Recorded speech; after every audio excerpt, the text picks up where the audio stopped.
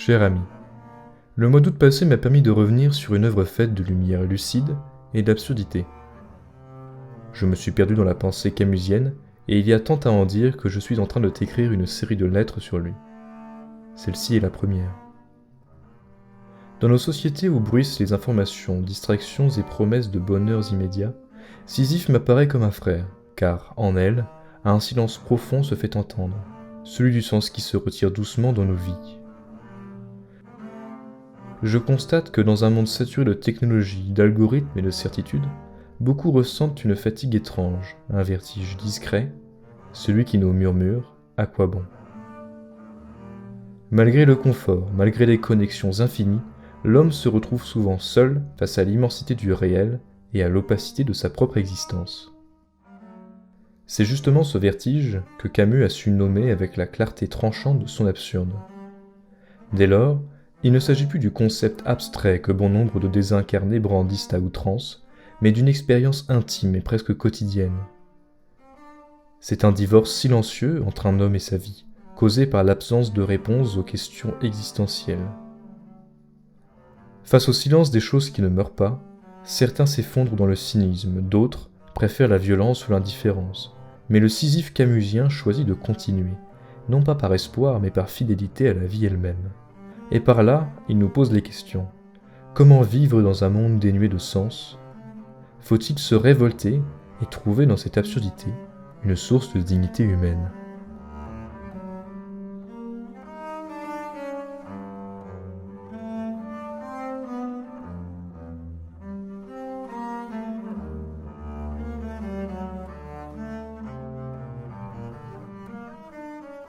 Le divorce arrive sans fracas.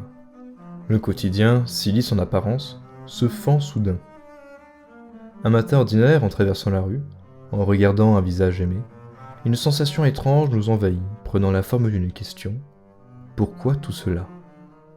Pourquoi ces gestes répétés, ces paroles échangées, ces efforts sans fin ? Le cœur se serre en une douleur étrangère, ressemblant plus à un étourdissement. Voici l'entrée dans l'absurde, une fêlure discrète, intime, entre l'homme et le monde, entre notre besoin de clarté et le silence que le réel nous oppose. Camus, dans son mythe de Sisyphe, décrit avec une justesse foudroyante cette expérience. Il ne s'agit pas d'un drame grandiose, mais d'une révélation nue, qui s'impose sans crier gare. Un décalage s'installe entre nous et le monde, les choses sont là, mais elles ne nous parlent plus. L'univers, jadis porteur de promesses ou de signes, devient muet, presque étranger. C'est l'éveil brutal à une vérité que l'on pressentait avec angoisse. La vie est dépourvue de sens objectif, de justification, ou du moins, la condition humaine nous rend trop petits pour le comprendre. Cet éveil n'est pourtant pas une défaite, mais un instant de lucidité. Camus dira, ce divorce entre l'homme et sa vie, entre l'acteur et son décor, voilà proprement le sentiment de l'absurde. Il ne s'agit pas ici de sombrer, mais de voir plus clairement, car dans cette clairvoyance désenchantée naît une forme nouvelle de présence au monde, douloureuse certes, mais authentique. L'homme absurde n'est pas celui qui nie la vie, mais celui qui la regarde sans phare, sans illusion, dans sa lumière crue et sans promesse.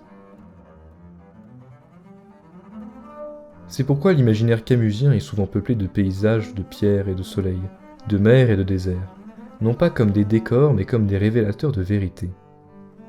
À Alger, ou dans les hauteurs, sous la lumière écrasante de midi, les contours du réel se dessinent sans voile. Il n'y a plus de place pour les mensonges réconfortants, seule demeure la matière chaude, rugueuse et indifférente. Cette indifférence n'est pourtant pas hostile, elle est paradoxalement source de paix, comme si l'on cessait d'attendre du monde ce qu'il ne peut pas donner. Mais cette lucidité a un prix, elle ébranle les fondements de notre être. Elle pose la question redoutable que Camus place au seuil de toute philosophie. Le suicide est-il la seule réponse à l'absurde ?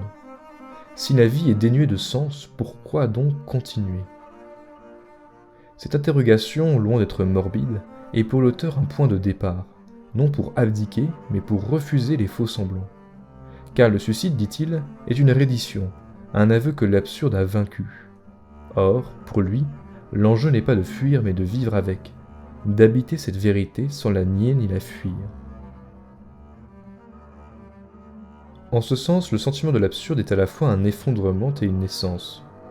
Il détruit les illusions, mais il libère aussi. Il nous rend à nous-mêmes, dans toute notre fragilité, mais en même temps dans notre liberté. Une fois que le monde ne nous dicte plus aucun sens, c'est à nous et à nous seuls de l'inventer. Non par des croyances ou des systèmes, mais par une manière d'être, une fidélité à l'instant et une intensité dans l'existence. Ainsi, loin d'être un désespoir, l'absurde devient une chance tragique, celle de vivre sans masque, sans garantie, mais avec la lumière pour complice. Comme l'éveil d'un promeneur dans un matin d'été, l'absurde éclaire tout d'une clarté insoutenable. C'est peut-être là que commence la véritable dignité humaine, non dans le sens trouvé, mais dans le courage de vivre malgré tout.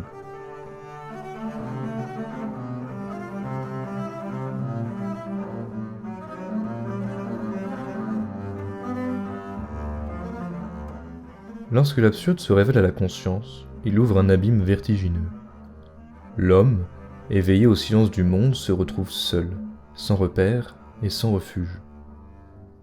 Très vite surgit la tentation de fuir ce vide, de le combler par des réponses, des croyances et des illusions consolantes. Depuis toujours, l'esprit humain cherche à habiter un monde ordonné, habité de sens et de promesses. Le vertige de l'absurde, en arrachant ses échafaudages, suscite en retour un besoin de réparer le réel, de donner un sens coûte que coûte. Mais pour Camus, toute fuite est une trahison. Il rejette les philosophies de l'évasion, comme il les appelle. Qu'il s'agisse de la religion qui promet une justice posthume, ou des idéologies politiques qui projettent le salut dans l'avenir, toutes cherchent à supprimer l'absurde au lieu de le vivre.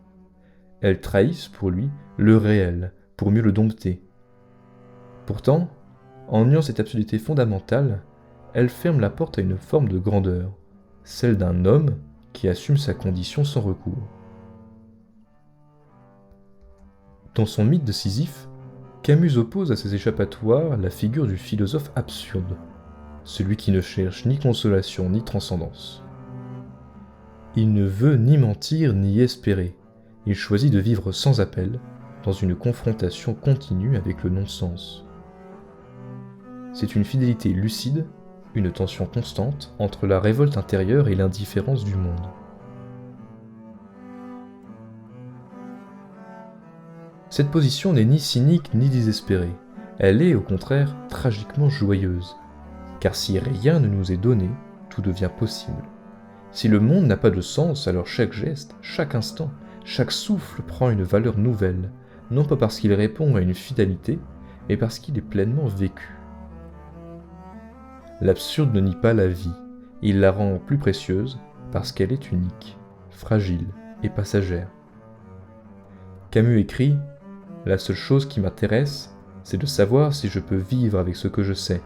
Et ce qu'il sait, c'est que l'homme est un étranger dans le monde. » Ce refus de fuir vers l'au-delà s'accompagne chez Camus d'un immense amour du monde sensible. Ses protagonistes ne sont pas enfermés dans l'abstraction. Ils aiment la mer, le vent, la chaleur des pierres, le corps des femmes, le goût du vin et la lumière du matin. Cette sensualité n'est pas superficielle. Elle est une forme de sagesse, une manière d'être dans le réel pour y résister. Vivre sans appel, c'est choisir d'être présent à ce qui est, sans attendre de justification, sans réclamer de miracle. On pourrait croire cette posture intenable, mais Camus montre que c'est dans cette tension même que réside la grandeur humaine. Car l'absurde, loin de conduire à l'inertie, appelle au mouvement, non pour changer le monde, mais pour l'habiter avec justesse, avec modestie et intensité. Il ne s'agit pas de fuir la souffrance ni de l'exalter, mais de l'accueillir comme partie prenante d'une vie pleinement assumée. Dans ce refus d'échappatoire, dans cette fidélité à l'absurde, une forme de liberté radicale s'éveille. L'homme absurde ne défend plus de dogmes, de systèmes et d'espoirs différés. Il est seul, certes, mais libre de créer sa propre vie, son propre sens éphémère et vivant. Il n'attend pas un salut qu'il ne peut ni recevoir ni faire pour lui-même. Il agit, il aime, il lutte, non pas parce que cela sauverait le monde, mais parce que cela donne du corps à sa révolte.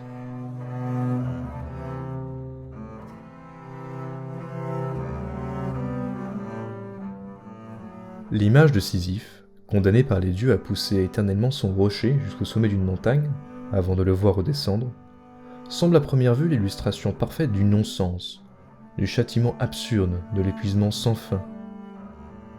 C'est pourtant elle que Camus, réinterprétant très librement ce mythe, choisit pour incarner la réponse humaine la plus haute à l'absurde. Non pas un sage en paix, ni un héros triomphant, mais un homme en lutte, seul, dans la répétition, et pourtant libre. Pourquoi Sisyphe ? Parce que pour l'auteur, il ne nie rien. Il ne fuit ni n'espère. Et c'est précisément ce retour, dans cette acceptation consciente de l'épreuve, que Camus voit la grandeur et la joie possible de l'homme absurde. Il écrit « Il faut imaginer Sisyphe heureux ». Paradoxe profond. Comment la conscience de l'absurde peut-elle engendrer la joie ? Comment l'échec répété et sans issue peut-il être source de liberté ?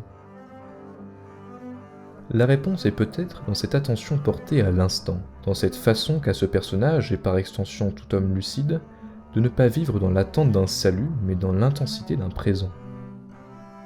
Le sommet de la montagne n'est pas une délivrance, c'est le moment où le Sisyphe camusien peut regarder le monde, respirer, penser et exister pleinement. Le châtiment devient liberté dès lors qu'il est assumé, regardé en face, sans plainte ni espoir. Camus ne nous invite pas à l'ascèse ni au renoncement, il nous propose une joie tragique et sans triomphe, enracinée dans la lucidité. Sisyphe ne gagne rien, sinon la possibilité d'être lui-même, maître de sa révolte, souverain dans l'absurde.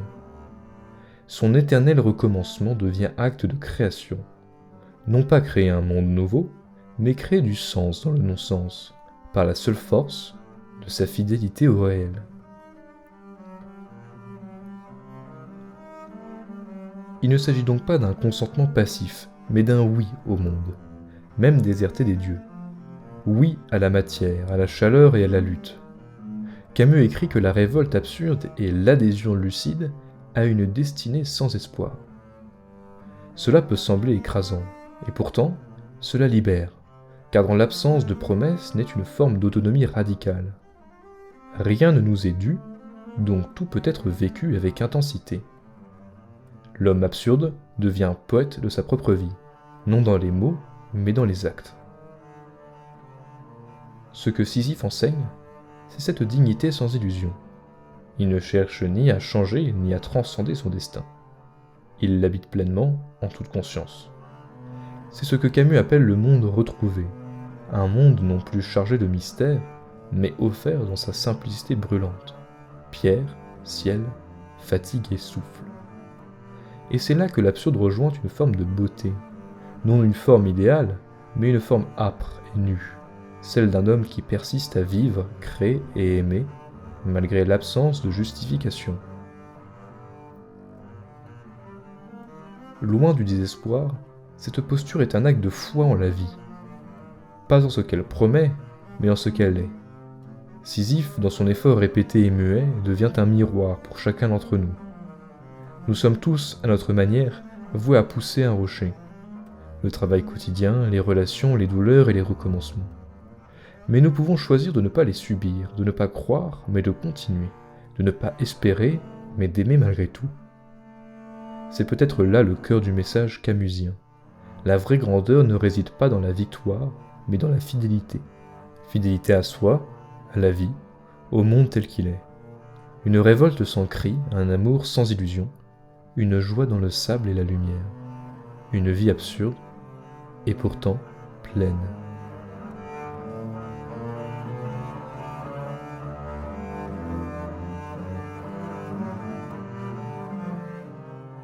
Cher ami, il y a dans tout ceci une naissance, une manière d'ouvrir les yeux, non pour pleurer, mais pour voir lucidement, debout et sans recours.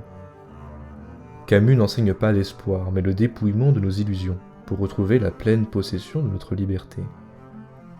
Alors Sisyphe se dresse, non pour croire, mais pour persister. Et cette persistance, l'auteur la pousse plus loin encore, car si l'absurdité est une solitude, elle peut devenir communion avec autrui.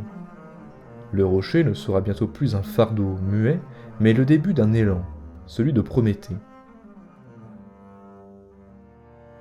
À la lucidité succède la révolte, et, dans cette révolte, l'homme n'est plus seul. C'est là que le refus du mensonge devient puissance, non de changer le monde selon un dogme, mais de le faire respirer, à hauteur d'homme, dans la chaleur partagée d'un refus de l'injustice.